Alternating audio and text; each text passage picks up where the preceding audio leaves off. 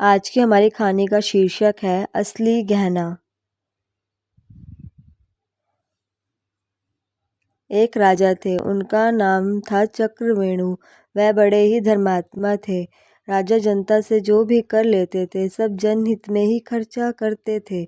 उस धन से अपना कोई कार्य नहीं करते थे। अपने जीवन उपार्जन हेतु राजा और रानी दोनों खेती किया करते थे। उसी से जो पैदावार हो जाता उसी से अपनी गृहस्थी चलाते, अपना जीवन निर्वाह करते थे। एक दिन नगर में कोई उत्सव था तो राज्य की तमाम महिलाएं बहुत अच्छे अच्छे वस्त्र और बेशकीमती गहने धारण किए हुए आईं, और जब रानी को साधारण वस्त्रों में देखा तो कहने लगी कि आप तो हमारी मालकिन हो और इतने साधारण वस्त्रों में बिना गहनों के, जबकि आपको तो हम लोगों से अच्छे वस्त्रों और गहनों में होना चाहिए। तो रानी ने सारी बात बताते हुए कहा कि आज तो हमारी बहुत फजीहत बेइज्जती हुई। सारी बात सुनने के बाद राजा ने कहा, क्या करूं, मैं खेती करता हूं, जितनी कमाई है घर गृहस्थी में ही खर्च हो जाती है, क्या करूं।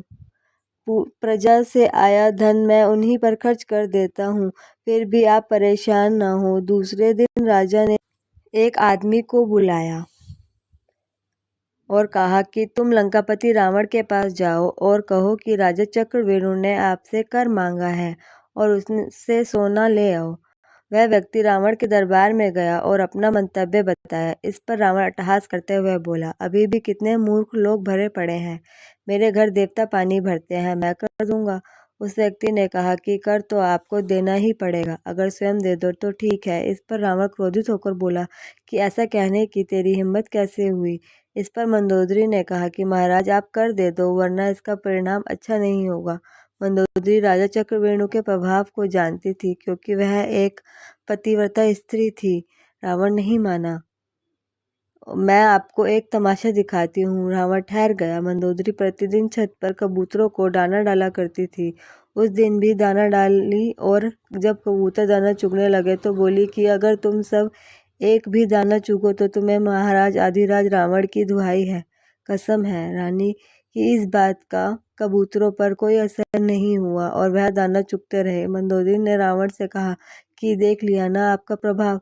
रावण ने कहा, तू कैसी पागल है, पक्षी क्या समझे कि क्या है रावण का प्रभाव। तो मंदोदरी ने कहा कि ठीक है, अब भी दिखाती हूँ आपको। फिर उसने कबूतरों से कहा कि अब एक भी दाना चुगा तो राजा चक्रवेणु की दुहाई है। सारे कबूतर तुरंत दाना चुगना बंद कर दिया। केवल एक कबूतरी ने दाना चुगा तो उसका सर फट गया, क्योंकि वह बहरी थी, सुन नहीं पाई थी। रावण ने कहा कि यह तो तेरी कोई जादू है, मैं नहीं मानता इसे, और यह कहता हुआ वहां से चला गया। रावण दरबार में जाकर गद्दी पर बैठ गया।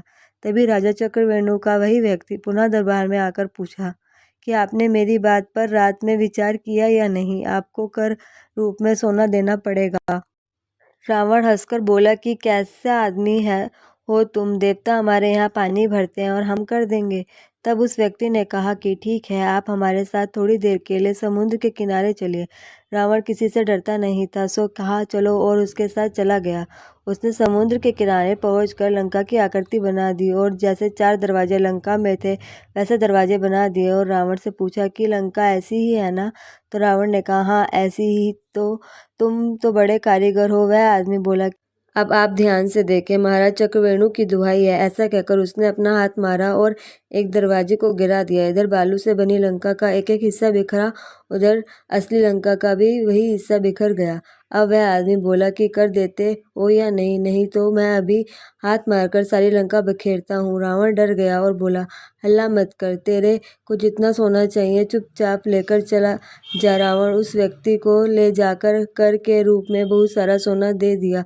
रावण से कर लेकर वह आदमी राजा चक्रवेणु के पास पहुंचा और उनके सामने सारा सोना रख दिया। चक्रवेणु ने वह सोना रानी के सामने रख दिया कि जितना चाहिए उतने गहना बनवा लो। रानी ने पूछा कि इतना सोना कहाँ से लाए। राजा चक्रवेणु ने कहा कि रावण की यह के कर के रूप में मिला है। रानी को बड़ी भारी आश्चर्य हुआ कि रावण ने कर कैसे दे दिया। रानी ने कर लाने वाले आदमी को बुलाया और पूछा कि कर कैसे लाए। तो उस व्यक्ति ने सारी कथा सुना दी। कथा सुनकर रानी चकरा गई और बोली कि मेरे असली गहना तो मेरे पति जी हैं, दूसरा गहना मुझे नहीं चाहिए।